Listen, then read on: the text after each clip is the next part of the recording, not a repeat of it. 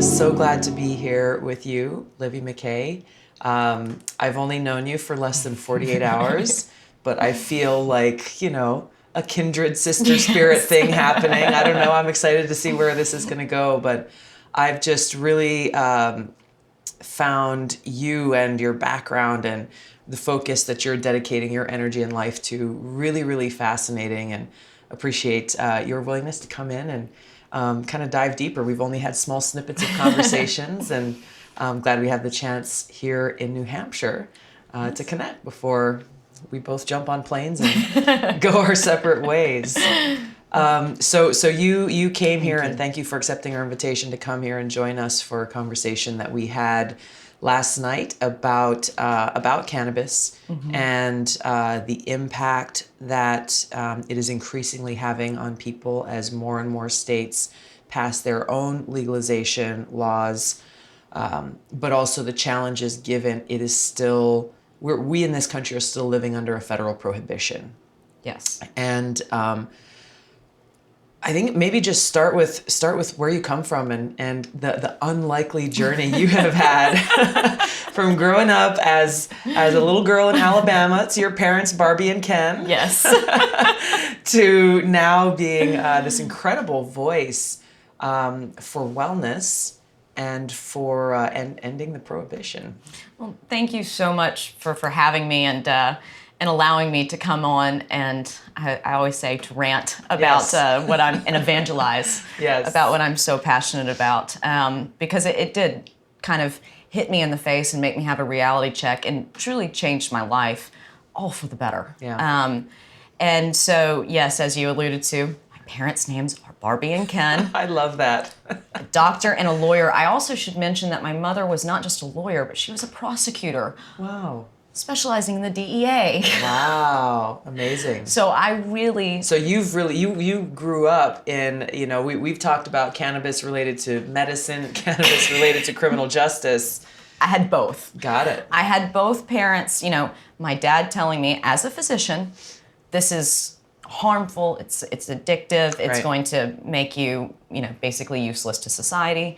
And then my mother, saying, this is what derails everyone. This is what I, prosecute people for. The gateway drug. It's the gateway drug, exactly. All of these things. And so I wholeheartedly believed this. I mean, pretty hook, line, and sinker. And it wasn't until I got to college, and, of course in college you kind of start just looking at things, you go, okay, maybe things aren't so bad, but I was still very, very conservative. Just to express how conservative, I'm a little bit ashamed of this.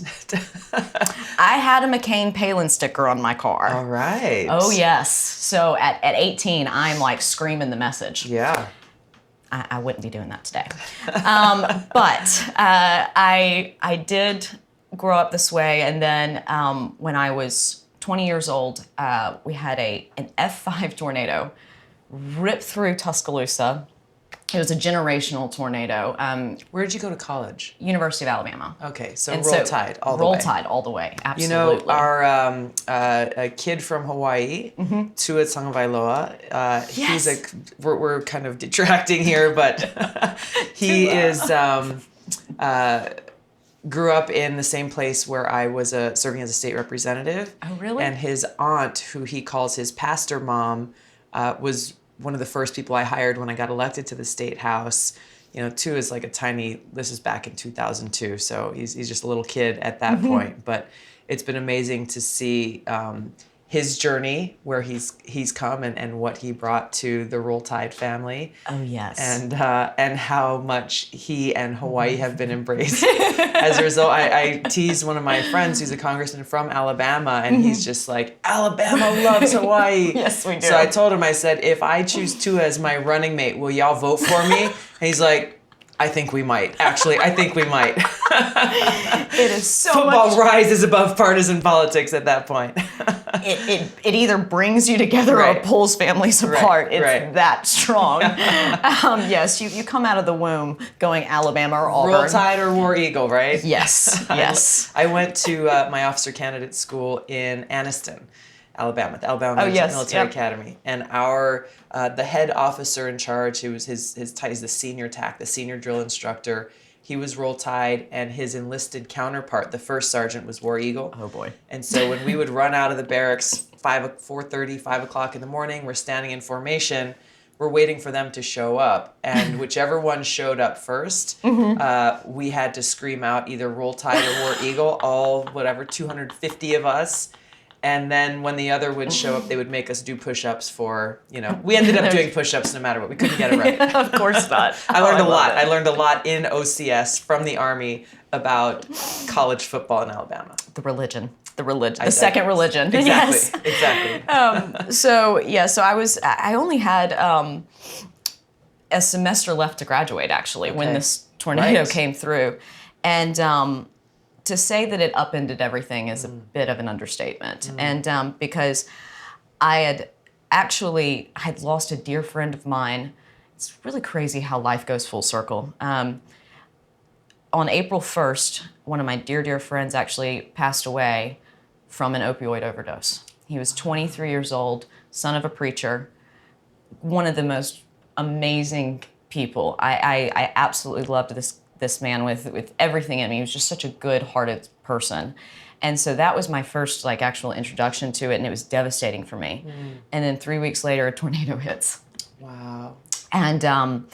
And I was just right up the street. I was outside and I saw the thing coming at me. I had to actually run away. I saw people running towards me, and my friends were pulling me inside because I actually know what it's like to be awestruck and just sat there. I didn't comprehend this monstrosity of Mother Nature coming at me.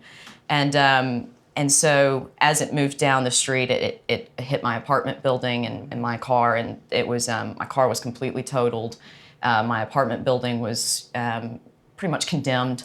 The roof's ripped off, just pieces missing, and I had a really hard time. Everything I knew at 20 years old had just been upended and just been ripped up. And so about 3 weeks later, I started having seizures. Grand You'd mal. never had any seizures or anything before? Nothing like that. I was actually I sold Cutco knives.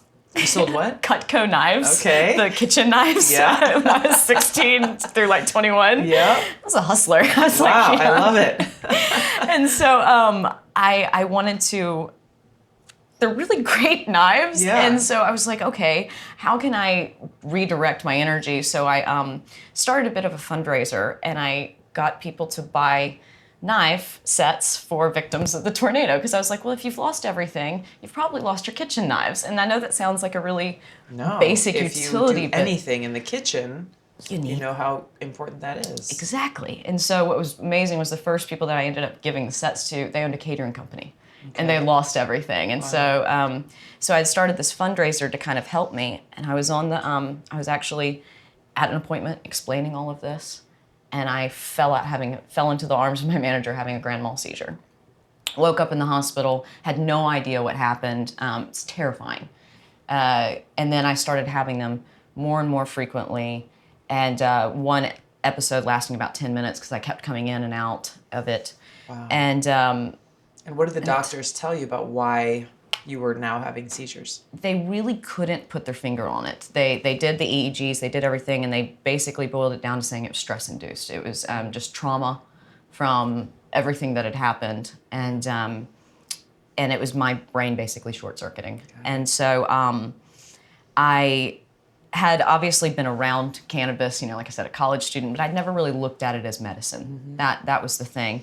And so I ended up going and living on a farm and kind of getting away from everything with my horse and this one woman, and she was like, I think if we just focused using cannabis, not... Because what had you tried up until that point? And how long of a period were you kind of going through figuring out how to manage this before you went to the farm? So it started in May, and I ended up going to the farm in beginning of September. Okay. So I was trying to work through the summer of just, I'm having seizures. I ended up actually I get fired from when I was trying to do the fundraiser because I kept having seizures at work. Right. I couldn't drive. I couldn't go to school, so I was put on medical leave, so I couldn't make money. I couldn't drive. I couldn't go to school. Wow. And so I'm on Keppra, which is a very, very common seizure medication with a litany of side effects. And so I'm already having problems coping with this, and then I'm having to deal with side effects of medications that they're giving me. And they are giving me a ton of medications at this point. They're giving me anti-anxiety meds. They're giving me antidepressant meds. And it's making me a crazy person. And so, about in September, this woman who I really didn't know that well, she just extended her heart to me, and she said, "Come in, I'll take your pony." I had a little pony. Nice. Said, "I'll take your pony. I'll take you. If you can come and live with me, help me take care of my horses, and we'll work through this." And I weighed about 88 pounds at the time because I was withering away. Wow. And so I had one seizure with her. And then I lived with her from September to November. And I ended up gaining about 20 pounds and got off all of the pharmaceuticals and just was using cannabis. And because she was completely open with me using cannabis. And no one else was okay with this. Except, my college friends, but no one cared about their opinions. They're like, cool. Yeah, they're like, Grace, this is down to our side. Because I was always the one that, I was around it, but I would just not really, I wasn't really partaking. Yeah. And so that was how I first started looking at it really as medication, because then I went 4 years seizure-free. Wow. And, but I had to be so quiet about it. Yeah. Because, so I went back to school. I took a year off from school and then went back to Alabama. And graduated my degrees in psychology and philosophy, so nothing to do with finance or economics. But I love people. Yeah. And I love studying people. And I was like, money's easy. Money just follows people. And so I wanted to crack into the investment world. And but I didn't know how. I didn't have any connections. I'm Barbie and Ken's daughter from Alabama. I don't know anything. And so I become a part-time teller at a bank. And Seems like a good start. yeah, I was like, this is a good way in. Right. And I was not a good teller. Why? What does it take to be a good teller? Drawer always unbound. Just counting money. All right. Basic skills. Basic skills. Not leaving tens of thousands of dollars out on the counter. I would do things like that. All right. But I was really good at the banking side. I was very good at the at talking to customers about their banking needs, about their checking accounts, what services we could offer, and things like that. So the joke was, we have to get you promoted before you get fired. Right. So we quickly did that. So I was promoted to a banker after about 3.5 months. Okay. And then 7 months was taken over to Morgan Stanley. All the while, I'm secretly using cannabis. And I'm having to go through all sorts of lengths to make sure that no one knows about this. Right. And it's quite unnerving. And it's made me incredibly anxious about everything. All my friends joke about me because I'll wake up and I'll go, jail. And they're like, why do you think you're gonna go to jail every day? Right. And I'm like, because I'm a criminal. Wow. Technically, if I'm caught with this, I'm going to jail. Right. You're thinking about your mother. Exactly. And what kind of prosecutor you would have to face. Yes. Yeah. She's scary. I love you, Mom. Yeah. But you're terrifying. And so, yes, I've just got this really instilled in me, very, very deep. And so it wasn't then, life would have it, I guess, that I started having what I think is fairly common actual problem. Ovarian cysts are a fairly common issue. And that's what I think is the problem. It was a common issue that could have been taken care of very differently. So when I was 25, I'm at Morgan Stanley as a private banking broker hybrid. Sure. And I get diagnosed with this hemorrhagic ovarian cyst 3 days before I'm supposed to take my Series 7 exam, my stockbroker's exam. Yeah. And he just looks at me, the physician in the ER says, you'll be fine. Just go see the specialist, and here's a prescription for opioids. Go home. Don't worry about it. It's a hemorrhagic cyst, and it's 4 centimeters. It's really, really painful. And so, of course, I go and I take whatever I can get. But there was no solution. There was no fixing this problem. And this really speaks to a lot of what you're talking about with healthcare. And, Right.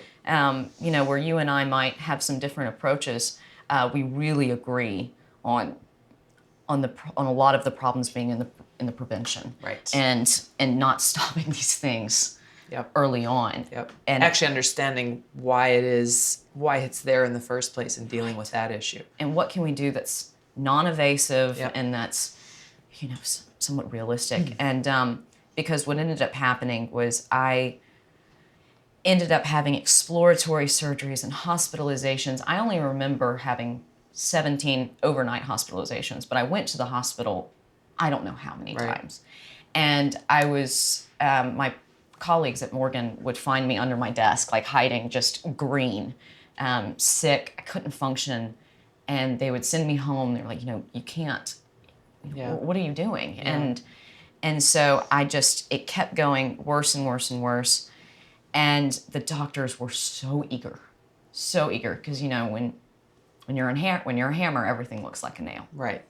And so I ended up, like I said, having exploratory surgeries where I had my gallbladder removed, my appendix removed, a radical hysterectomy over 3 surgeries, complications with that hysterectomy, almost dying from I caught an infection after the complication from the hysterectomy that hospitalized me for over 4 weeks.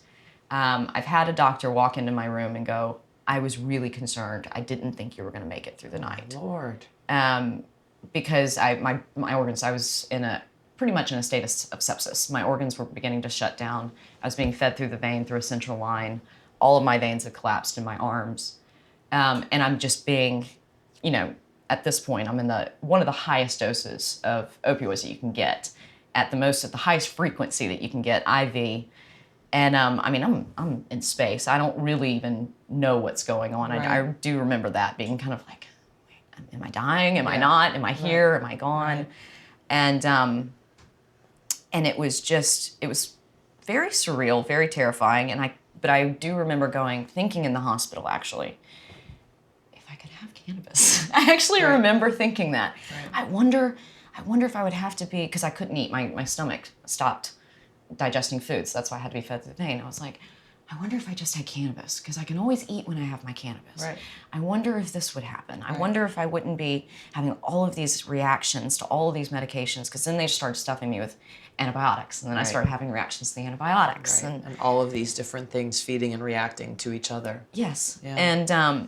And so when I got out of the hospital, and I had to resign from Morgan Stanley, which was really devastating for me because I worked so hard to get there. Mm-hmm. And I had to leave.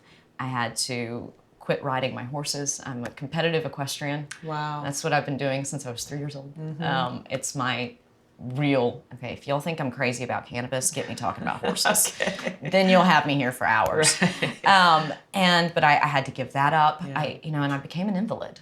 And all the doctors were just like, well, this is pretty much your life now. And you're not going to be off of any of this stuff. You're going to be on opioids the rest of your life. Oh my gosh. And I would ask them, I said, does this change me? Like, am I changing as a person? Yeah. They're like, no, you're fine. It's just like taking a Tylenol. Wow. And I was like, wait.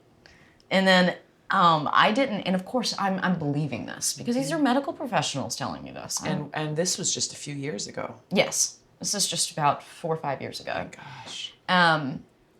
And so I do have to mention this because I don't want to give doctors just a completely bad rap because I did have some wonderful doctors that were really trying to help me. I did have, to make this story just a little bit more sensational, because we got to get there. There was a doctor who had befriended me at the bank. Okay. And he had 5 medical degrees. He was an older gentleman. And he ended up coming in and saying, I'll help you, I'll take care of you, and put me in touch with all of his doctors. Okay. He proposed to marry me 10 minutes after a surgery. Okay. Oh, this is not a happy story. This is someone who was the first one telling me, opioids will never, no, they're not changing you. You're fine. Wow. So he separated me from all of my family. I didn't speak to him for years because he was telling me they don't, your family doesn't love you. I'll take care of you. Because I'm sick. Oh my I'm gosh. sick. What do I do? And he's like, I'll take care of you. I got this. And he's, like I said, he's very well respected. Mm-hmm. And so he's telling all of his friends and who's putting me in to see, yes, she's so sick. Oh, she's so hurt. And so they're just believing it. And so they're just pumping it. Like it's this culture. Wow. It was a culture that really no one stood up to except one doctor. One doctor came in and said, I think the problem is we're giving her too many damn pain pills. I think we're giving her too much medication. He was immediately fired from my case. And got in trouble. Like he made sure that doctor got in trouble. And so I was so fortunate because like in my very last hospitalization, it was 4 weeks, and I had to beg to be let out. I mean, it's like, can I please just get out? I really don't think I think I can handle this. I don't think I need all of this medication. And my wonderful boyfriend now, he was the one that actually grabbed me and he goes, I don't think you're this sick.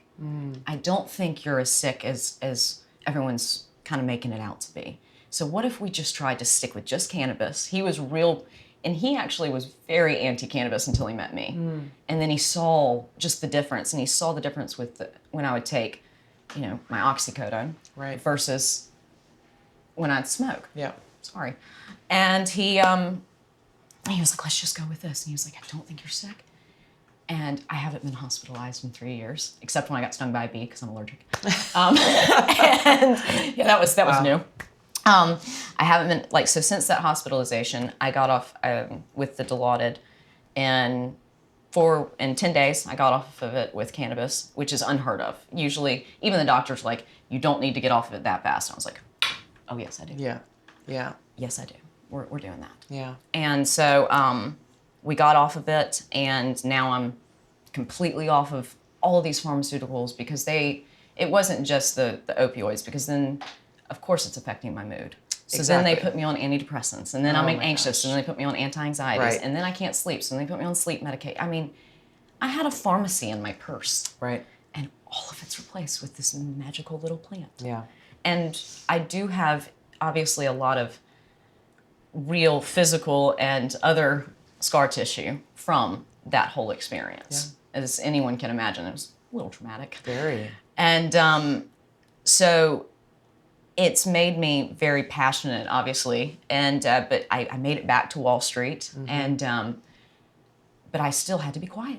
I still had to be super quiet about it until I made it to where I am now, where I'm actually in the industry, consulting for the firm that is, investing in cannabis, and so they're 100% understanding, and not just believers, they're knowledgeable about the medicinal benefits of it. And so in my job interview with them, basically, I told them my story.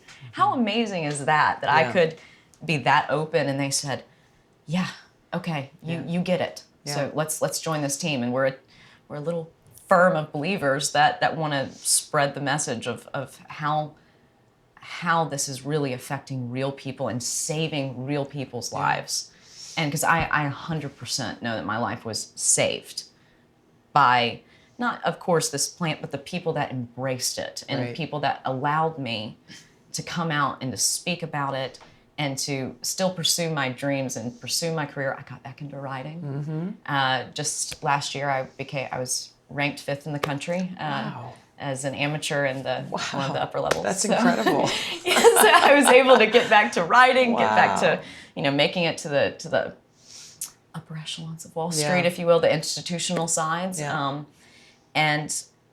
But it could all go away. Yeah. It really could. And I want to emphasize that because the believers have legalized it in their states. And so they don't see this sense of urgency because they're like, wait, it's legal here. What is it? No, I could lose everything. Yeah. And what happens when I want to have kids? I want kids. What happens when I want to have kids and they say I'm not a good parent? That's right. it's my state of Hawaii, there's a lot, Jimmy Dore and others, they make jokes about, and I've heard these jokes throughout my life about, the amazing pot in Hawaii. But our laws are actually still pretty strict. Medicinal marijuana is legalized, but the fact that addiction to opioids does not qualify for you to be able to go and access medicinal marijuana, it is both heartbreaking and such a strong indicator of how far we have to go still in, like, forget Alabama, in a highly progressive democratic state like Hawaii that was the first in many ways to I think I don't know, you could go back in history, and Hawaii has been more leaning into kind of the progressive side of politics, but in this case there's still a lot of barriers to being able to make sure that, again, people have the freedom to make choices that are about themselves, their lives, their health and well-being. Only recently in the last few years have dispensaries been made legal. But even then, last night we were talking a lot about access, right? That even in some of the states that have legalized, it is the bureaucracy, the red tape, the high taxes, and so forth that really limit people's ability to be able to get that medicine that they're looking for. And I've talked with some people who are competing to get I think the state only authorized something like 12 dispensary licenses in the entire state. Yes. And required an immense amount of capital to be able to compete to get those licenses.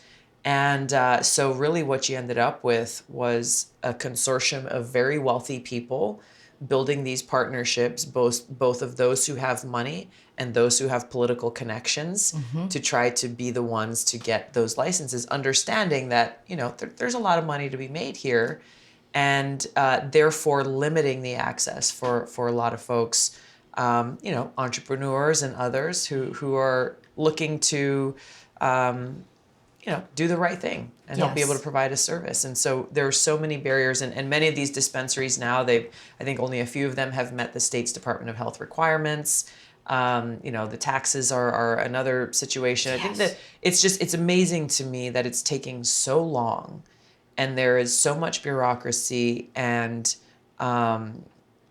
barriers for people who would like to be law-abiding citizens, to include some of the things that have to do with finance. I've talked with local insurance companies who want to provide workman's comp to these dispensaries, banks who would like to be able to provide that service, even our local community banks, what to speak of kind of the big national brand banks, but who fear for the criminal repercussions coming from federal government, given it's a federally regulated industry in finance, and therefore pushing more things to the cash market, to the black market, and really putting a dampener on the kind of progress that's being made in a lot of these states. Yes. And, I did not quite understand until I really started working in the industry. There's a massive, I don't want to call it a war, if you will, but there's a massive issue, and there's a disconnect. That's a better way of saying it. Because you do, like you're saying, you have the people that are coming in with the money and the branding power, and they actually don't understand the industry. That's right. They don't understand cannabis, and then you have the cannabis people that actually understand the plant. They've been operating in the black market for decades. Right. So they don't actually know how to operate in the white market. Right. And so there's this massive disconnect. Yes. Yeah. And so there needs to be a marriage, and there needs to be a bringing together in order to solve issues like the vaping crisis. Right. That is, I'm sorry, I believe it's 100% because of the illegality in the black market. Because what we saw was that in California, not one tainted vaping cart came from a legal dispensary, because in the legal dispensary, you will have this tracked from seed to package. Right. You know what's going into it. Right. And what was happening in the vaping crisis is there was additives being put in that were harmful, specifically vitamin E acetate. That was being put into the vaping carts, and these were all being on the black market, and consumers couldn't tell the difference. Right. Why were they putting that in there? It's cheaper, it's easier to put out there, and there's just no checks and balances. Right. When you have no regulation, you're going to have a free-for-all. Yeah. But what I also will say is that people don't want to kill their clients, their customers. They don't want that. They actually want to know what's good and what's bad. But with with the current scheduling, with the current federal ban, we can't study it, we can't look at it, we can't know what's going into it. And so even your black market dealers that don't want to be bad actors are becoming bad actors. Right. You know, it's putting people in a horrible situation all the way around. Yeah. Because there are people that honestly are just trying to provide medicine. Right. I've met so many people that go, yeah, I know what I'm doing is illegal, but I know so many people that just need this medication. Yeah. And you're one of them. Yeah. What do you think?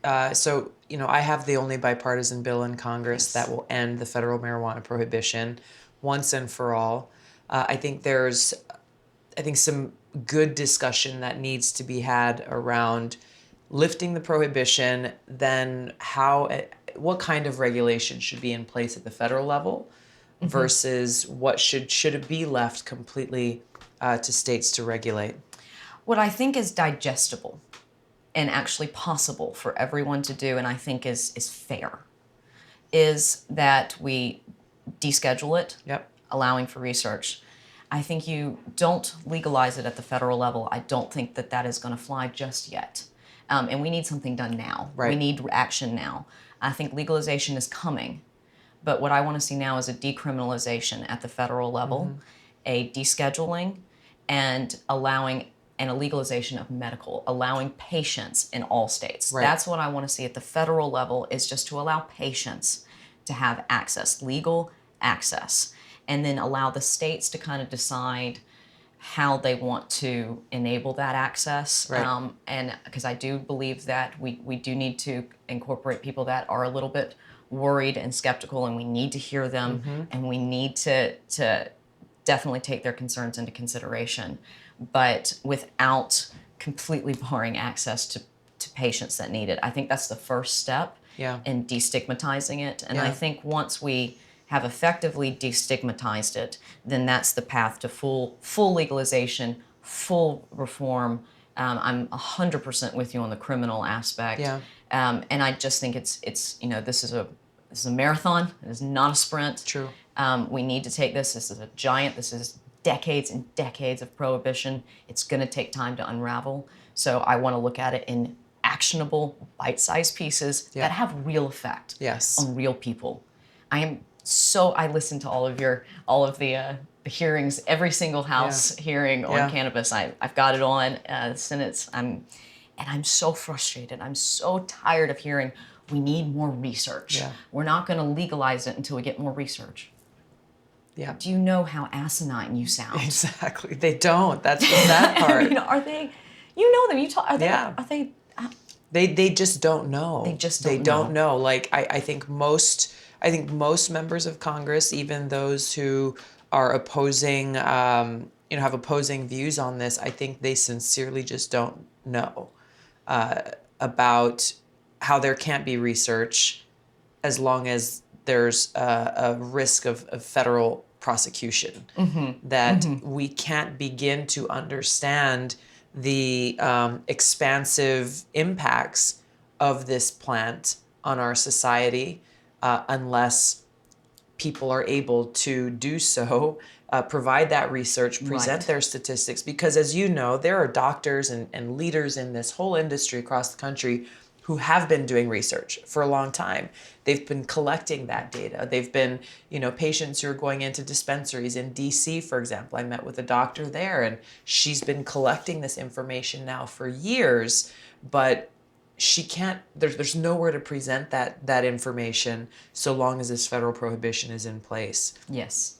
And that's where lifting that stigma and being able to provide this open, safe space to be able to really talk about it, to be able to allay people's fears, understand the cynicism that's there, and really just push the truth.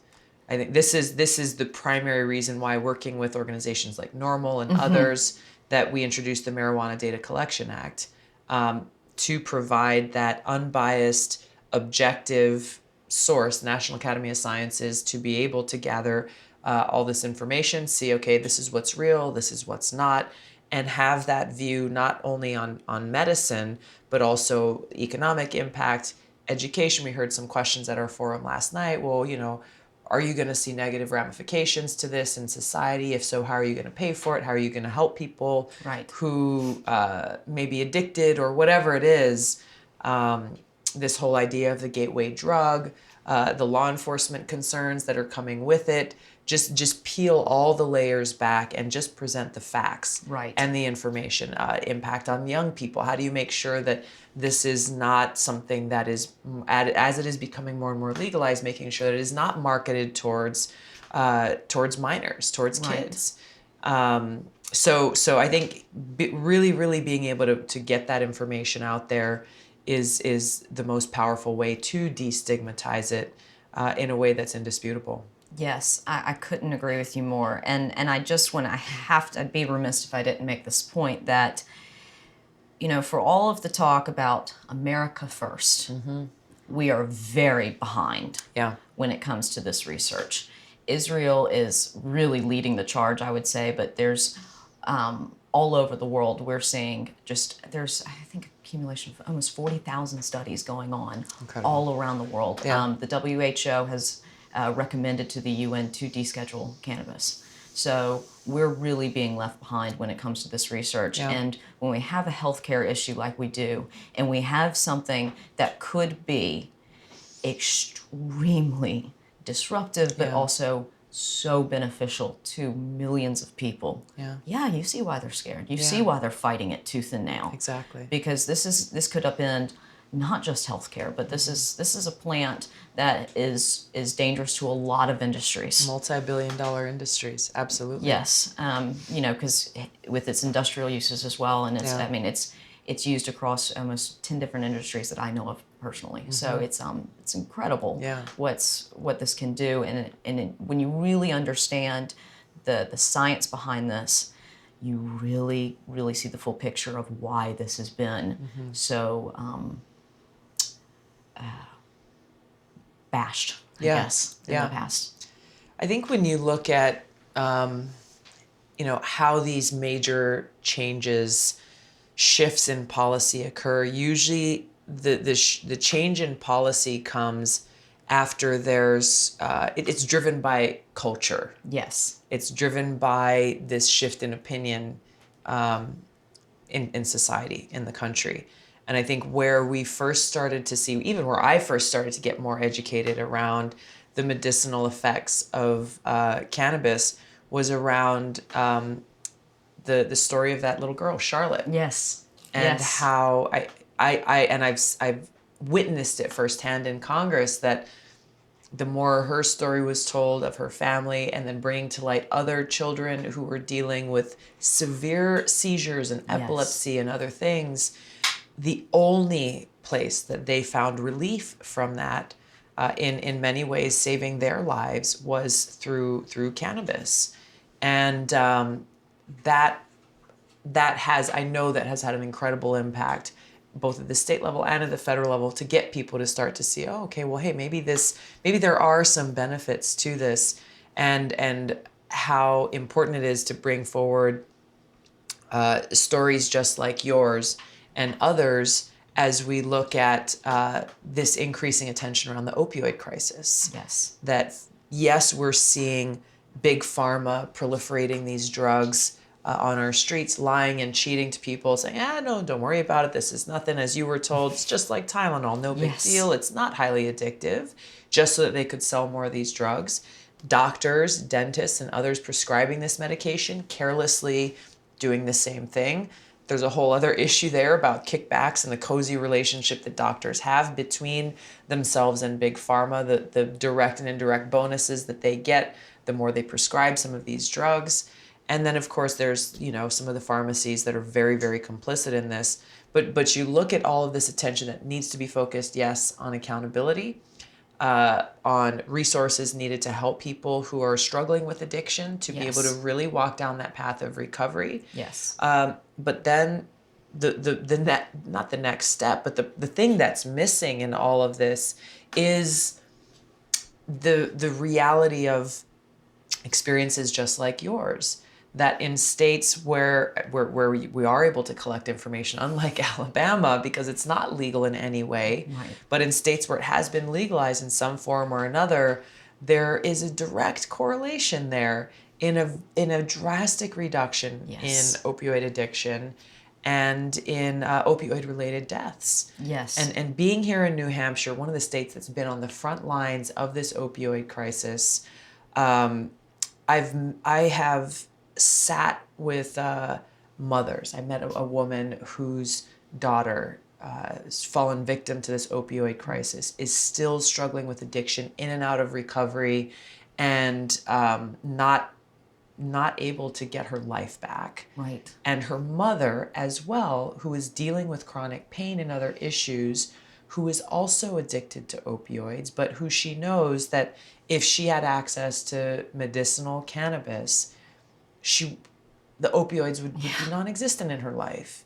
And so she's caught between like two of the people she loves most in her life, seeing their lives being drained away because in this state, they don't have the kind of access to this that's necessary to be able to really provide them the help that they need. And that is what breaks my heart the most about the fact that we have something that we know will work and has been proven in so many states to help. I think there's so many benefits to this that we don't even know about yet. Right. But we have something that we know will work, that saved your life. Yes. But it is politicians playing politics, concerned about losing their seat in office or doing something that's quote unquote controversial. It's not anymore. Putting their own interest ahead of the interests of people. Yeah. And that's really what it comes down to. And that's, that's again just where the power of the people is incredible. Yes. And it is the only way that we can bring about this serious shift and change that we need to. So I'd love to hear more about what the work that you're doing in finance to be able to help break down some of these barriers. Sure. And so consulting for one of the top investment managers and consultants actually to the space. So we're talking to everyone across Canada and across the United States, from grow operations to pharmaceutical companies that are actually looking at and have been researching and developing various medications using cannabis as basically an ingredient, as well as other industrial uses. And this is what we're trying to bring to the table is our experience in the business world and on Wall Street, and bringing something out of the black market and into the white market, and basically how do we run a proper business that's in the light, that's ticking all the boxes, but it's extraordinarily difficult because of the red tape, the regulation, and the problems surrounding it. Is when I go in, I've sat in the offices with some of the top CEOs, CIOs of some of the top big banks in the world, and they said, we would love to be involved in this, but we can't touch it. And I know that might sound like, oh, big business is trying to get in. No, you need capital. Yeah. These businesses need capital. And so like what you're talking about, these only 10 businesses can get licenses because there are only so few licenses. Well, because you're not allowed capital into the industry because of the federal ban. Right. What ends up happening? Really dealing with cash capital. You're dealing with cash capital, which that's difficult capital to grow with. Yeah. And so what happens is a lot of times these companies, they're valued at less than what their licenses are even valued at. So they're not able to even raise the capital to do the research, to get the products right, to do, to hire the right people. And so the industry is just sputtering because there's so much, like I said, barrier to do anything, not just entry, just to do anything. And there's a lot of frustration, especially when we go around and we talk to different businesses, but also patients, like, because you see so many. I've never seen an industry with so much activism, because you talk to these business owners and they're so passionate. They're like, yeah, there's money to be made here, but oh my gosh, listen to this. Like that's what they get excited about, truly. The real players, I would say, in the space. And so I think that there are so many jobs to be created with this industry. There is so much. I think with CBD and hemp, both. CBD, hemp, but there's a lot of hype on CBD and THC, but there's estimated over 100 cannabinoids, sometimes 150 cannabinoids that have unique medicinal properties, like CBN, CBG, all of these things that we're just starting to scratch the surface of. I know one particular drug that they're developing. THC is incredibly beneficial for anti-inflammatory purposes. And so they're looking at it for childhood IBS. But they don't want to give children THC. They want to get them high. I understand that. So they're isolating that cannabinoid, combining it, I believe, with an enzyme that blocks it from crossing the blood-brain barrier, so that they can actually give the child, this medication. It goes right to the gut. The THC goes right to the gut without causing any psychoactive effects. Wow. So I think that those are for more major indications, but I think you have your more minor indications, like what a lot of people are finding relief for and for self-medicating for, as far as, joint pain, sleeplessness, mild anxiety, that they're just going to go to their dispensary, much like we go to a Walgreens or a CVS. They can go to their dispensary and be getting that treatment. So on the business side, we see tremendous opportunity, because we see it bifurcating, basically, where major indications, you will see pharma get involved. But again, if you're using something that's natural and we're using better ingredients, I say, let's go for it. I'm for that. And but you're also going to have the other side. You're going to have your natural side for your less serious indications, because if your child's having seizures, I don't know how many. I'm going to take my child to a doctor. That's just the culture I was raised in. And if I'm having knee pain, I'm going to go and get something simple, and I'm going to take care of it myself. And I think that's the opportunity that we're looking at here. So from a business perspective, it's just, the opportunities are boundless. How far behind are we in the United States from an economic perspective? So this is what's very interesting, is I think that actually, because the United States is being able to innovate, or being able to lead with it, and I think that's what's very important. What we've seen happen in Canada, for example, where you have full legalization, the government is basically handling all the dispensaries and handling the grow operations and things like that. And so the quality is terrible and no one wants it. And that's one of the big reasons why they have such a thriving black market in Canada. That's interesting. And so we need to make sure that we allow people that really know the industry, that know the plant, that know what people want. Have the passion for it, right? To allow them to control it, without. And I don't think big business will be able to come in and get it, because they don't understand it. They don't know it. But these little guys, they need the money. So we need something. But I think where we're behind is, I have not met a money manager that is not concerned. They look at this economy and they say, yeah, S&P's going up, NASDAQ's going up. If you look under the hood, I'm sure you've heard this. I have. Quite a bit. Right. If you look under the hood, things are not so pretty. And we are just kicking the can down the road with blinders on and pretending like nothing is ever going to happen. Right. And I think that, like I said, I like to hedge. Okay.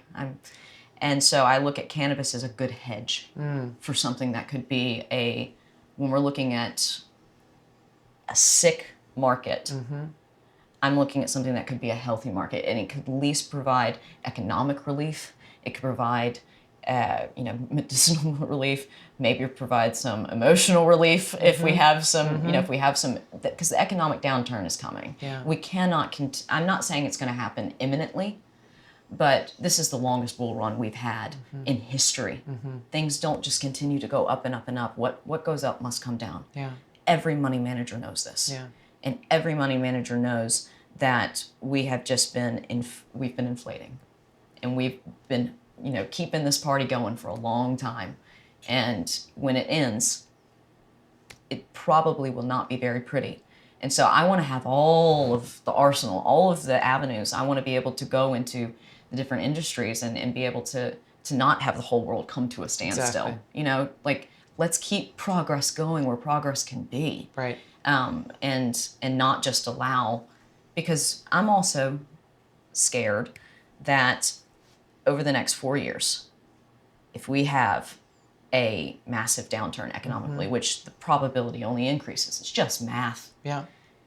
that we will have a really negative reaction in a 2024 election where we're going to go way far the other way, and that markets are going to get blamed, and that business is going to get blamed, when it was really a toxic relationship of corporatism and of crony capitalism, not of real businesses. True. Actually, I agree with that. Doing business. What do you attribute, whether it's the biggest thing or kind of the top three things that have brought us to this point? I think you used the word sick, this sickness in our financial systems. I think the top three things would be, one, our military has really, because it's our sick relationship between the military, the dollar, and the oil. And so if we're going to put it to those three things, that's what brought us here. Yeah. Because we have had to protect our dollar, because the U.S., I'm sorry, we don't export anything but dollars and military, comparatively.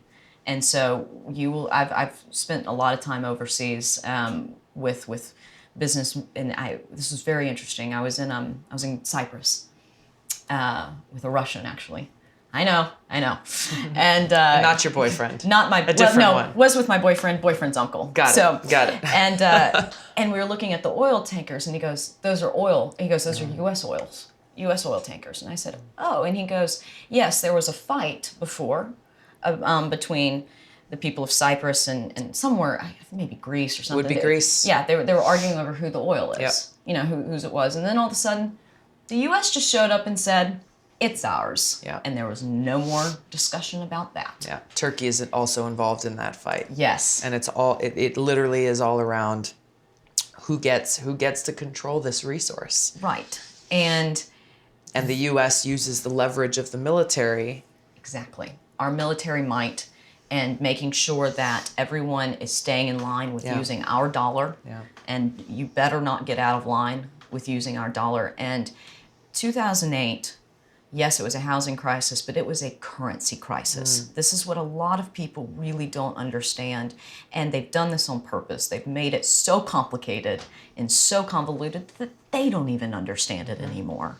But it was a currency crisis that was never solved. We had a collapse in this, and the only solution was just to print more dollars. Yeah. Now that is putting a Band-Aid on a puncture wound. Right.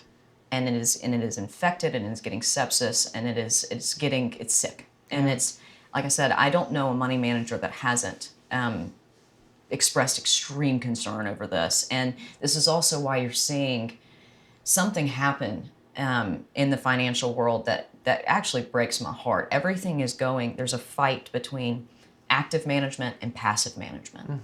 And passive is winning. And passive is just putting everything into automated systems, into these algorithms, into just pressing a button, and everything just goes up and up and up on these just very specific companies that are controlled by these very specific people. And that's the economy, and that's the stock market. And they're sold by saying these algorithms are more dependable and reliable than a human who could have an error in judgment. Right, where that is so wrong. I mean, it's so wrong because... Tell us how you really feel. It's so wrong. Because what's happened, we've seen legendary funds, hedge funds have shut down over the past 10 years. It's, like I said, breaking my heart because what hedge funds do a lot of times is they provide a very valuable counterbalance to the world because they go in and they sniff out bullshit. So when a company is lying to their shareholders, when a company is lying to their people and they're just padding it over and they're cooking the books, the short sellers, they know how to look at that and go, you are lying. Right. And we are putting this on there and we are going to come and we're going to take you down. And they get a bad rap, of course, because the companies are like, oh no, but you see, they provide an incredibly important counter. Short sellers have been getting annihilated the past 10 years because every time that a company goes down, because they've acted poorly, you've had a buy the dip. You've heard this constantly repeated by mainstream, by CNBC, MSNBC. Right. Everything, buy the dip. And so, therefore, nothing's allowed to correct. Nothing is allowed to actually come to the surface so we can see what works, what doesn't work. And that's what happened in 2008. We're doing it again. We're making it worse and worse and worse. So so I agree and have been talking with people who work in finance or used to work in finance, people who even benefited from the crash in 2008 financially, but are very, very concerned and kind of sounding the warning calls about why that crash occurred. Yes. How GlassSteagall being repealed played a serious role in our economy crashing as hard as it did, but how the massive taxpayer bailout of Wall Street banks did not allow for that natural course correction in the market to occur where, the bad actors would fail and those who were doing the right thing and were responsible in their business would continue because I think those were largely the ones who didn't see the kind of negative impact that some of these other financial institutions saw. But over the years, what we're going on a little over 10 years now since that crash happened, you're right. If you look at the voices on cable news, every time they bring out the chair of the Federal Reserve and they're talking about what's going to happen, interest rates going up or down, talking a little bit about what is inflation, how's it going to impact us, but never, ever, ever even asking some of the most basic questions that people ask in some of our town halls about how did anything get fixed after the crash if we know that these banks that were too big to fail then are even bigger now, and that we see our national debt increasing by trillions of dollars, and that even as these superficial indicators of the stock market and GDP, et cetera, going up, there are still so many people in this country. I think it's around 80% of people in this country are struggling, living paycheck to paycheck, and not experiencing the benefits of this projection of prosperity in this country, and are wondering how does this benefit us as taxpayers? And the kind of I guess the where I'm getting at is the connection between the big banks that have benefited from all of this with the corporate media and with the fact that the Federal Reserve is essentially controlled by banks. Yes. And the lack of transparency in this process. Is that why what you're saying, that the money managers and the people who've worked in finance are seeing things for what they are, but when you're looking at somebody who turns on their evening news, the reality of this and kind of the serious warning and concern I think we should all have as a country for this isn't coming through? Yes, I do think that, and as you know, the media is very powerful and they're very good at spinning a story. Yep. And so one thing that I will say that what people have been encouraged by for the past 4 years is what we have seen for the first time is average hourly earnings have increased. And for the first time in 30 years, we haven't seen that, but very marginally. Right. That's what I wanted to add, but that's not what they're going to harp on. Sure. They're not going to harp on that it was marginally. They're going to harp on that they've increased. Right. But the point that I want to add to that is we have seen some loosening of the reins and allowing some market. That's one thing I think that people have been happy with Trump over. I would say in the finance side is that allowing for some failing, because he's okay with some people failing. He's like, yeah, you're not going to do business right, you go and fail. Right. And that's actually allowed. I've talked to a lot of small business owners that say this has actually been very helpful for them by allowing businesses to actually operate, fail, and succeed, and government not picking winners and losers. That's the heart of the issue. Right. Is when government goes in and picks winners and losers, you have a skewing of incentives. Yeah. And you'll never actually be able to have a proper allocation of resources of any kind. Right. And that, I believe, is really a big heart of the matter, and kind of what you're saying. Why do people, turn on the news that say, oh, I'm doing great? Well, they have had some marginal, because it's been really bad. Right. And all of this money that they've printed, trillions and trillions of dollars, have gone very up to the top. Because by the time that it gets down to everyone else, it's not worth anything. That's what happens when you inflate. Right. This is economics 101, people. Right. And so I'm very concerned about where we're going to go. And like I said, what I'm concerned with is I want to make sure that when we do have this correction, that we don't overcorrect. Yep. And that we don't completely blame blameless characters, people that were actually acting in good faith or trying to do the right thing, or business owners, and constantly demonizing those that tend to become the ones on scaffolds, if you will, in the midst of financial crises. Because there are there's bad actors, but I've met far more good people than bad, just like in any industry. Mm-hmm. You have your bad actors, you have good actors. But most people that I've met in finance, they're just, they love it. Oh gosh, they eat, sleep, and breathe it. The way they look at it is they're like, I understand how the world works. Like, this is so cool. And they just, that's all they want to do. Yeah. And we're really harming, I feel like we're really harming that industry. And it's not good for everyone, because think about the backbone of finance. How many people have 401ks? How many people have pensions? How many people are in this system that's just a runaway train? That's right. And we've seen it happen overnight. We've seen these things blow up overnight. Yeah. And I have to say, I'm so grateful that you're allowing me to sit here and talk about this so openly and so passionately, because I think this is something that people really care about. Yes. And we're on the different sides of the aisle, but you're not being at all. I don't feel like you're a bully. I don't feel like you're dogmatic or ideological or an ideologue. And I really, really appreciate that. So thank you. Thank you. I'm about identifying problems, the real problem, so that we can solve that problem as a country.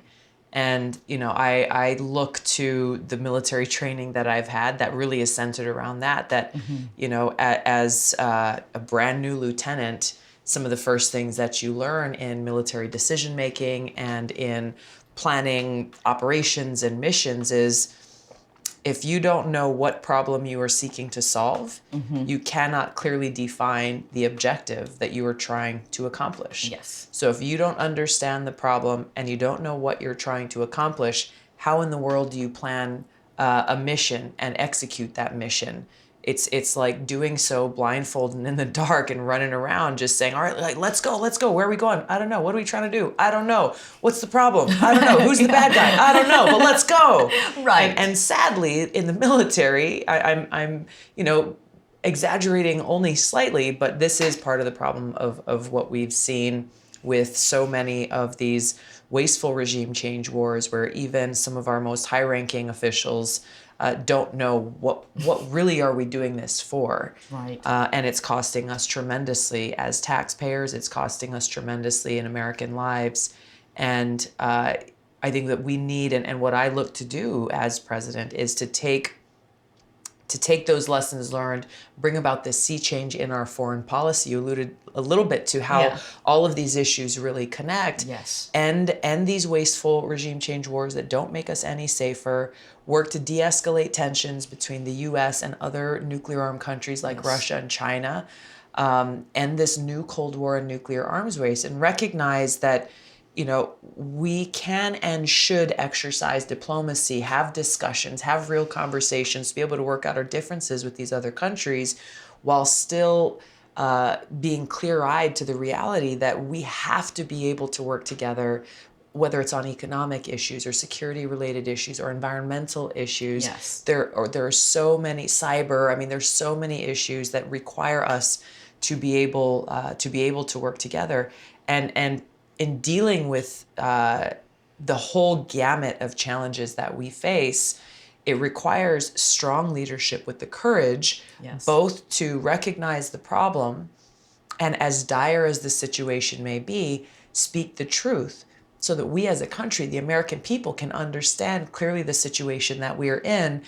Not to say, well, it's all doom and gloom and we're screwed, right, but just to say, hey, this is the problem, but we can solve it. Exactly. But we can solve it, and we've got to do it together.